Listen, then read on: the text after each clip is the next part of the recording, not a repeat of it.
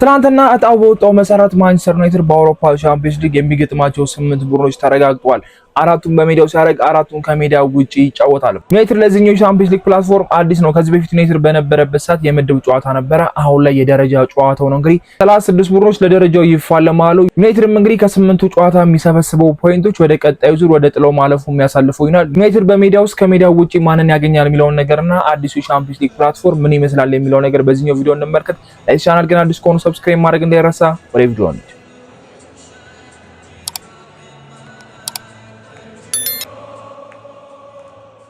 ወደ ናፈቀን ትልቅ መድረክ ተመልሰናል። ዩናይትድን በቻምፒየንስ ሊግ ማየት በጣም ናፍቆን ነበር። በተለይ ደግሞ ባለፈው አመት ምንም አይነት የአውሮፓ መድረክ ላይ አለመኖራችን ቢያንስ ዩሮፓ ሊግ ላይ እየተጫወተን በነበርንበት ሰዓት ጥሩ ነበር። በኤሪክ ቴናክ ታይምም ዩሮፓ ሊግ ላይ ነበርን። አሞሪም ከግማሽ ከመጣ በኋላም እስከ ፋይናል ድረስ ደርሰን በቶተናም እስከምንሸነፍበት ዳይም ቢያንስ ዩሮፓ ሊግ ያጽናናን ነበር። የሆነ የአውሮፓ መድረክ ይኖረን ነበር። የተወሰነ ጨዋታዎችን እንመለከትንም ነበርና በባለፈው አመት ግን ምንም አይነት ጨዋታ በአውሮፓ መድረክ ላይ አላረግንም። በጣም ያነሰውን ጨዋታ እንግዲህ ዩናይትድን በታሪኩ የሚያስመዘግብበት ጨዋታ ሆኖ ቀጥሎ ነበርና አሁን ላይ ወደ ትልቁ መድረክ ተመልሰናል። የሚጠብቁን ትላልቅ ጨዋታዎች ናቸው።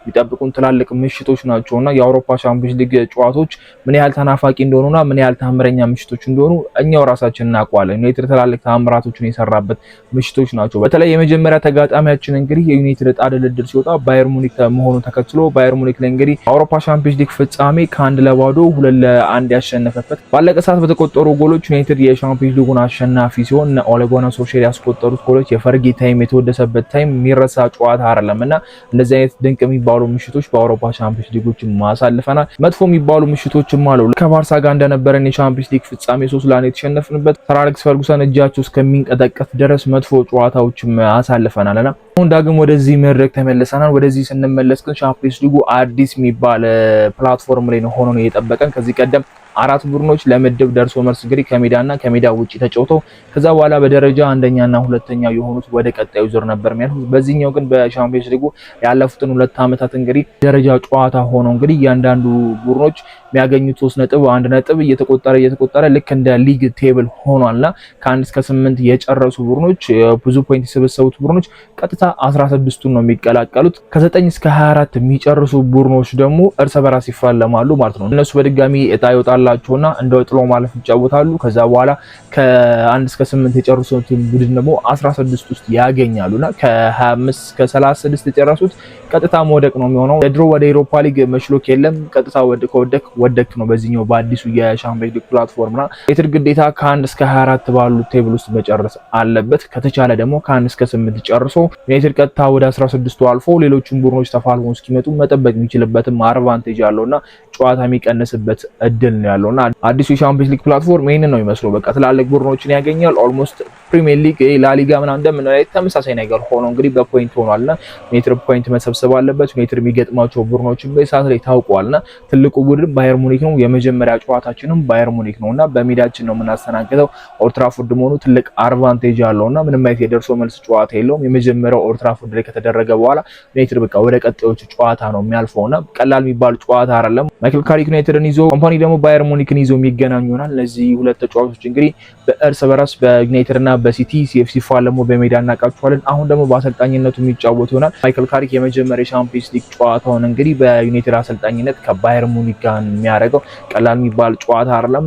ባየር ሙኒክ ትልቅ የሚባል አጥቂዎች ነው ያሉት። ሃሪኬን ነው ምንም እናንሳበት አይደለም። ዲያዝም እንደምናውቀው ነው። በዚህ በኩል ኦሊሴም አለና በዚህ የዩናይትድ ተከላካይ መስመር እነ ኦሊሴ እነ ዲያዝ እነ ሃሪኬን ማግኘት ምን ያህል ሊያሳቅቅ እንደሚችል ሁላችንም እናውቃለንና በተለይ ኦሊሴና ሎክሾን እንደማየት በጣም የሚያስፈራ ነገር አለ ብዬ አላስብምና እንደ ዩናይትድ ደጋፊ ኦሊሴን ባናገኘው መርጣሉ። ነገሩ ሁሉም ትላልቅ ናቸው። ማሪደንም የማግኘት እድል ቢኖረን ኒያንዲያሞንዴ ነቪኒ ነው የምናገኛቸው። ኪሊያን ያሉት በዚህ በኩል ፔሲጂን ብናገኝ ነካቫረስ ዴምቤሌ ዱዌይናቸው ነው ያሉትና ትላልቅ ቲሞችን ማግኘታችን የማይቀር ነበረ። ባርሴሎናም አለ በዚህ በኩል ናያማል ናቸው። ዞሮ የተከላካይ ክፍላችንን በዚች ባሉት ቀናት ውስጥ ማጠናከር ማንችል ከሆነ እንደዚህ አይነት ጨዋታዎች ይከብዱናል። ይሄ አንድ ጨዋታ ነው፣ እግር ኳስ አይታወቅም። ኦልድ ትራፎርድ ላይም ስለሆነ የሜዳ አድቫንቴጅ ኖሮ ብናሸንፍ ልናልፈው እንችላለን። የጥሎ ማለፍ ጨዋታ ግን ደርሶ መልስ ስለሚሆን እነሱም የሜዳ አድቫንቴጅ ስለሚኖራቸው ዩናይትድ እነዚህን 8 ጨዋታዎች አልፎ ጥሩ ፖይንት ይዞ ለቀጣዩ ዙር ሲያልፍ ግን የሜዳ አድቫንቴጅ ብቻ አይኖርም፣ አዌይም የመጫወት ግዴታ ይኖርበታልና ገዛ ሲባል ባሉት ቀናቶች የተከላካይ መስመሩን ማጠናከር በጣም አሪፍ ነው። ሴንተር ባክ ላይ ያስፈርሙ እንደሆነ ቪዲዮም ሰርቼላችኋለሁ። በግራው በኩልም እየተመለከቱ እንደሆነ እየሰማን ነውና ሁለት ተከላካይ ያስፈርማሉ ተብሎ ይጠበቃል። እሱ እንመለከታለን። እስቲ ዩናይትድ ማን ደረሰው የሚለውን ነገር አብረን እንመልከት። የመጀመሪያው ጨዋታ እንግዲህ ከባየር ሙኒክ ጋር በኦልድ ትራፎርድ የሚገናኙ ይሆናል። ሁለተኛ ጨዋታው ደግሞ ወደ ስፔን አቂንቶ እንግዲህ አትሌቲኮ ማድሪድን ከሜዳው ውጪ የሚገጥም ይሆናል። ሶስተኛው ጨዋታ ሮማን በሜዳችን ነው የምናስተናግደው። አራተኛው ጨዋታ ደግሞ ስፖርቲንግን ከሜዳው ውጪ እናገኛለን። አምስተኛው ጨዋታ ላይፕዚግን በሜዳችን የምናስተናግድ ይሆናል። ስድስተኛው ጨዋታ በድጋሚ ወደ ስፔን ተጉዘን ቪላሪያን መንገጥም ይሆናል። ሰባተኛው ጨዋታ በሜዳችን ሳባን መንገጥም ይሆናል። ስምንተኛው ጨዋታ ደግሞ ኮሙን የምናስተናግድ ይሆናል። ዩናይትዶች ከነዚህ 8 ጨዋታዎች የተሻለ ፖይንቶችን ሰብስበው ከ1 እስከ 8 አሊያም ደግሞ ከ9 እስከ 24 ጨርሰው ከ9 እስከ 24 ከጨረሱ ሌላ የጥሎ ማለፍ ጨዋታን አሸንፎ ወደ 16ቱ መቀላቀል የሚችሉበት አለ። ይሄንን ጨዋታ ስንመለከተው ዩናይትድ አሪፍ የሚባል ድልድል ደርሶታል ብዬ አስባለሁ። ሮማን የማሸነፍ ግምት ሊሰጠን ይችላል። አርቢ ላይፕዚግን፣ ሳባን፣ ኮሞን፣ ቬላሪያን፣ ስፖርቲንግን የማሸነፍ ግምት ሊሰጠን ይችላል። አትሌቲኮ ማድሪድ እና ባየር ሙኒክ የተወሰነ ትንሽ ሊከብዱን ይችላል። አትሌቲኮ ማድሪድ ከሜዳ ውጪ መሆናችን ተከትሎ ፕላስ ደግሞ አትሌቲኮ ማድሪድ የሚጫወትበት አጫወት ዩናይትድ የሚቸገርበት የሆነ አጫወት እንደሆነ እናውቃለን። ጥቅጥቅ ብሎ የሚከላከሉ ቡድኖች ምን ያህል እንደሚከብዱት ዩናይትድ እናውቃለንና አትሌቲኮ ማድሪድ ደግሞ ሃራም ፉትቦል የሚጫወት ቲም ነው፣ ትንሽ ሊከብድ ይችላል። ባየር ሙኒክ እንደውም በደንብ ስለሚያጠቁና ለማይክል ካሪክ ዩናይትድ የሚመች አይነት አጫወት ስለሚጫወቱ ዩናይትድ ይህን ጨዋታ የማሸነፍ እድል አለው ብዬ አስባለሁና ይሄ ድልድል ለኔ ለዩናይትድ በጣም አሪፍ ነው ብዬ አስባለሁ። ጥሩ ፖይንቶች የሚይዝበት ጨዋታ ነው። ምናልባት አንድ ጨዋታ ልንፈራ የምንችለው የባየር ሙኒክ ነው እንጂ ሌሎች ያስፈሩናል ብዬ አላስብምና አትሌቲኮ ማድሪድ ወይ ባየር ሙኒክ ነጥብ ሊያስጥሉ ወይ ሊያሸንፉ ይችላሉ። ከሁለቱ እንጂ ሌላው ብዙ የሚያሳስበው ነው ብዬ አላስብምና አሪፍ ቲሞች ደርሰውናል። ዩናይትድ እነዚህን ቡድኖች የማሸነፍ እድል አለው ብዬ አስባለሁ። ስፖርቲንግ ብሩኖ ፈርናንዴዝ የቀድሞ ቡድኑን የሚገጥም ይሆናል። በዚህ በኩል ደግሞ ሴስኮም አርቢ ላይፕዚግን የቀድሞ ቡድኑን የሚገጥም ይሆናልና እነዚህ ጨዋታዎች በጣም ተጠባቂ ናቸው። ዩናይትድ ወደ ትልቁ መድረክ ተመልሷልና 4 በሜዳው 4 ከሜዳው ውጪ ነው የሚያደርገው። ከሜዳው ውጪ የሚያደርጋቸውን ጨዋታዎች የተወሰነ ፖይንት የሚይዝ ከሆነና ነጥብ የሚሰበስብ ከሆነ በጣም ትልቅ አድቫንቴጅ ነው ብዬ አስባለሁ። ሜዳ ላይ የሚያደርጋቸው ጨዋታዎች በቃ ሮማ፣ ላይፕዚግ እና ሳባ የሚባሉ ቲሞች እነዚህ ዩናይትድ በቀላሉ ያሸንፋል ብለን በድፍረት ማውራት እንችላለን። የባየር ሙኒክ አጠራጣሪ ሊሆን ይችላል። ኮሞንም የማሸነፍ እድል አለው። ምንም እንኳን የፋብሪጋስ ቲም አሪፍ ቢሆንም ትንሽ ያለ አይደል እንደ አንደርሬትድ ማድረግ የለብንም። ፋብሪጋስ ጥሩ ቲም የገነባው ያሳለፉት ዓመትና መምጣታቸው በጣም የሚያስፈራ ቲም ነው። ምናልባት 8ኛ ጨዋታ መሆናችንም ተከትሎ ኮሞ ያለበት ደረጃ ዩናይትድ ላይ ጠንከር ሊል ይችላል። ለስለስም ብሎ ሊመጣበት የሚችልበት አጋጣሚ አለ። ጨዋታው ሲደረጉ ነጥቦችን አይተን የምናወራበት ነው የሚሆነው እና ዩናይትድ እነዚህ 8 ቡድኖች ነው እንግዲህ በቻምፒየንስ ሊጉ የሚያገኘው። አዲሱ ቻምፒየንስ ሊግ ፕላትፎርም እንግዲህ ይሄንን ነው የሚመስለው። ከ1 እስከ 8 መጨረስ በጣም ጥሩ ነገር ነው። አሊያም ደግሞ ከ9 እስከ 4 ጨርሶ በጥሎ ማለፍ ወደ ቀጣይ ዙር ማለፍ ነው።